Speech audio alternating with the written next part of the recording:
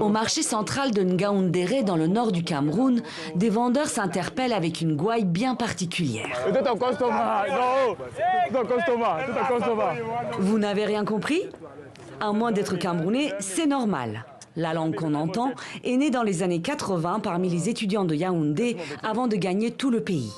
Mélangez du français, de l'anglais, du pidgin et des langues camerounaises et vous obtenez le cam franglais.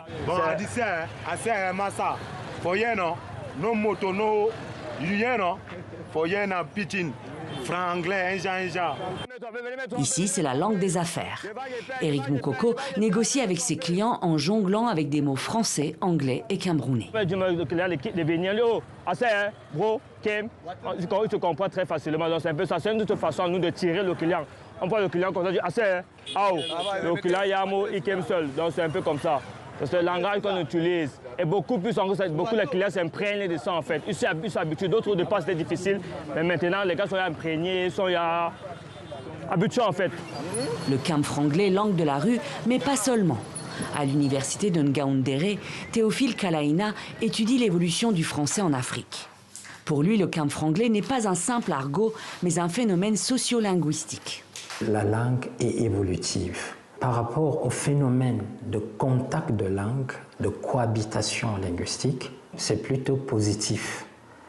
C'est une création qui permet aux Camerounais de pouvoir s'affirmer, de pouvoir créer leur propre identité.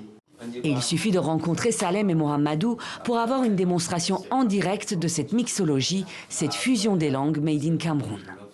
Par exemple, vous allez entendre qu'on dit « je go », ça veut dire que je pars, ou bien « je grappe », ça veut dire que je monte. Donc ce sont des expressions en fait qui nous permettent de communiquer facilement et de nous comprendre sans toutefois avoir la barrière d'une stigmatisation quelconque.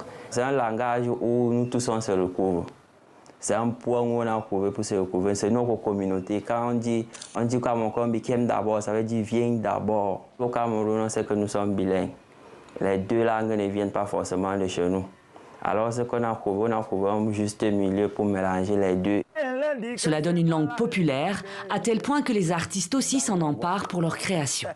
C'est un argot de chez nous, c'est le 247 père. Donc tu ne peux pas signer et dire que tu ne toques pas le cam franglais. Tu ne peux pas naître au Cameroun et dire que non, tu fais semblant de ne pas nous les way de chez nous, père. C'est comme ça chez nous.